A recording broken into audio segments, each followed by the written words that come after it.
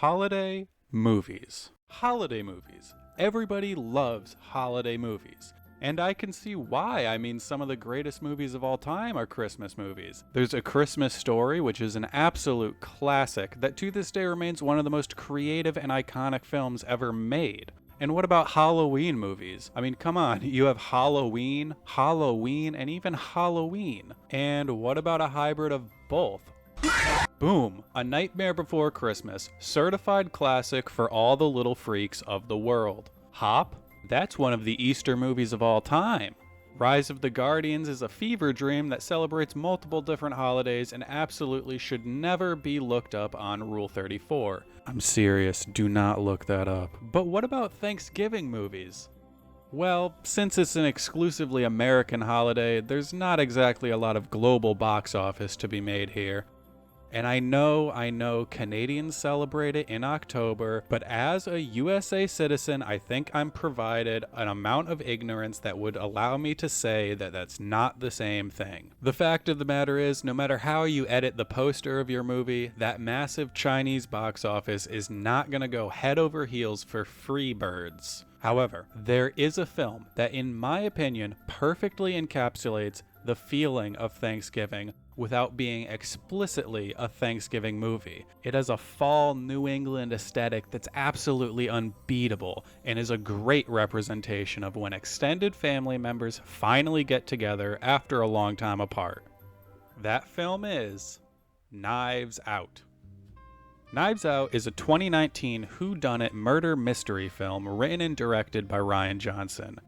Now it's time for the hot takes. Feel free to argue in the comments about this next bit, but you may have heard of Rian Johnson from his work directing the two best Breaking Bad episodes, Ozymandias and Fly, as well as the best Star Wars sequel, The Last Jedi. I stand by these opinions. The film centers around the Thrombeys, a wildly dysfunctional and absurdly wealthy family who, after their eldest member Harlan dies under suspicious circumstances, are all suspects under investigation by Benoit Blanc, a character that solidifies Daniel Craig's love for Southern accents. She didn't see you helping her staff. She did hear Harlan in a screaming match with somebody that afternoon in his study. How goes it? Well, I'm sitting on this side of the table wearing a onesie. How do you think it's going? Now, you may be thinking, what does a murder mystery have to do with Thanksgiving? Well, I feel like it's easier to show you, so please, let's analyze this clip together. How about some more cookies, you? You want some more cookies? That's Thanksgiving. Now, say what you will about Rian Johnson, but he is a director that never fails to get great performances out of his actors. Performances that are equal parts eccentric and energetic. The Last Jedi is a great example of this, with Mark Hamill literally giving the best performance of his career, and Adam Driver just letting loose in every single scene he's in. And when I kill you, I will have killed the Last Jedi! This is the most obnoxious thing I've ever experienced in my life. This carries over to Knives Out. Daniel Craig's performance is so absurdly entertaining that there's not much more I can say besides I'm so glad they're making more of these. Craig is joined by a stacked cast, with not a single weak link among them.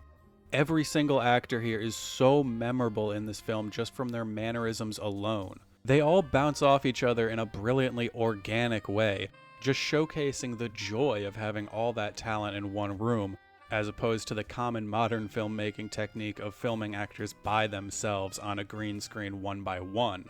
Johnson wanted the tone of the movie to be, above all else, fun. And for that to truly work, the actors' chemistry had to be real. The tone's success was basically contingent on the actors having fun on set, something that is thankfully apparent in the final cut of the film.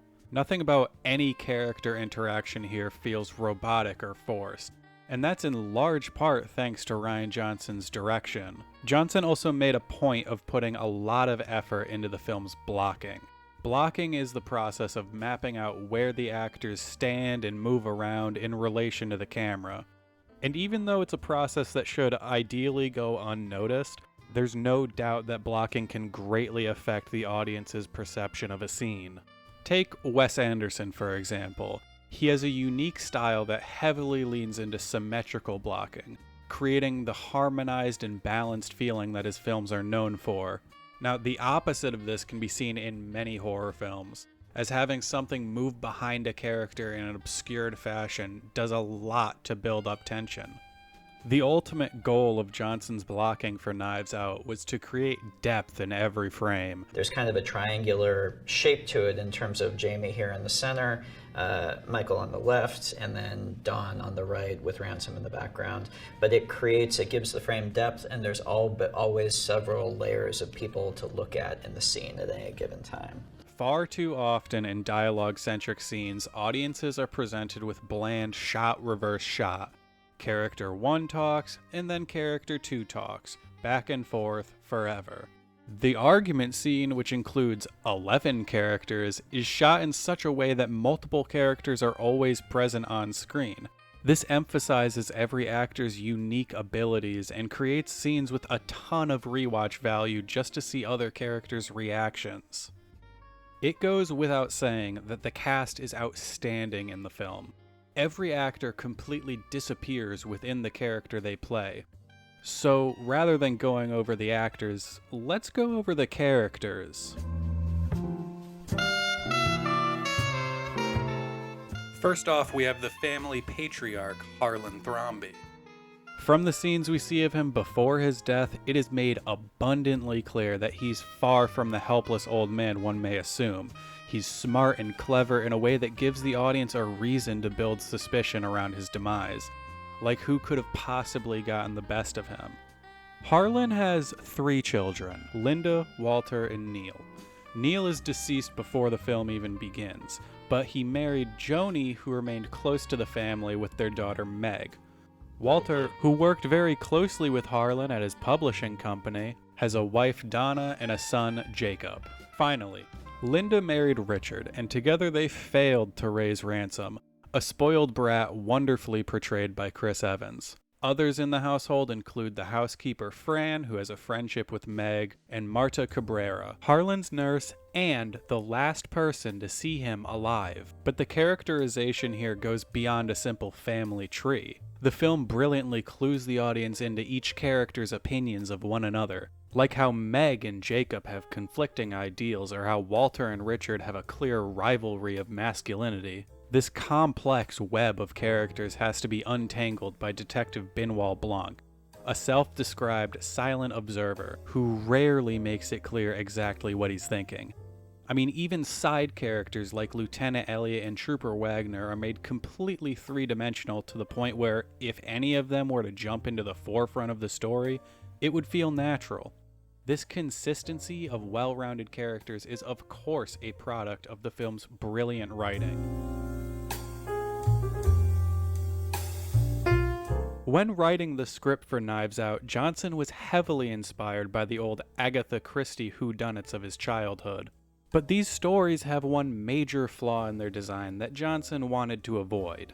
Classic mysteries are structured around one big payoff at the end, the final reveal, which leaves the first 2/3 of the story to be pretty bland as the audience is just handed clues one by one. Of course, in typical Rian Johnson fashion, this expectation is subverted. Without giving anything away, I'll say that the audience is told pretty early on who's done it. This leads to the second act of the movie having you on the edge of your seat waiting to see how these revelations will play out. But the audience still suspects that these revelations might not be the entire truth, which is of course summarized very well by Detective Blanc's donut metaphor. It is not a donut hole, but a smaller donut with its own hole. And our donut is not a hole at all. Johnson's script also excels at never having a dull moment. Where some films collapse under the weight of too many subplots, Knives Out brilliantly maneuvers these tiny story threads within the narrative to flesh out the large cast of characters. Now, while still subverting the expectations of the genre, Johnson wanted to avoid the appearance of being a mere parody. And while it's no secret that the film is funny, the seriousness of the plot never takes a back seat in exchange for cheap jokes. He's 16, very politically active. The boy is literally a Nazi. He's an alt-right troll dipshit. Kids today with the internet, it's amazing. Instead, the comedy in the film is more satirical in nature. As Johnson pointed out in an interview, those classic Agatha Christie archetypes were simply exaggerated versions of people that existed at that time. So it would make sense that in Knives Out, Johnson made characters to be trust fund playboys, influencers, and internet trolls. The writing of these characters stays topical and satirical without ever being derivative, or even worse, cringe. To wrap things up, I just want to touch on some things that I love about this film that can't quite fit into their own section. For starters, you can probably tell from the footage I've been using that this movie is a joy to look at. In addition to the very deliberate shots from Johnson, cinematographer Stephen Yeldon crafts visuals that are genuinely stunning, without being too flashy. This is helped in part by the use of artificial film grain, which I think just really pulls everything together. And to top it all off, you really do grow a much deeper appreciation for Yedlin's work when you realize that these were the storyboards he had to work with. We do have his description. Can we take that? Let's take his description. Well, he's got a nose and some hair that goes like that, and he was While I'm excited to see Benoit Blanc take on a brand new cast of characters in Glass Onion, it's still very bittersweet that we'll never see this cast assembled again, because it really is just an onslaught of talent and unique personalities on a scale that we rarely get the pleasure of seeing. Luckily, almost every character here goes through some kind of satisfying growth as more things are resolved by the film's ending than just the main mystery. Ultimately, if you haven't seen this movie, you should really check it out. Leave any preconceived notions about Rian Johnson at the door and just enjoy the ride.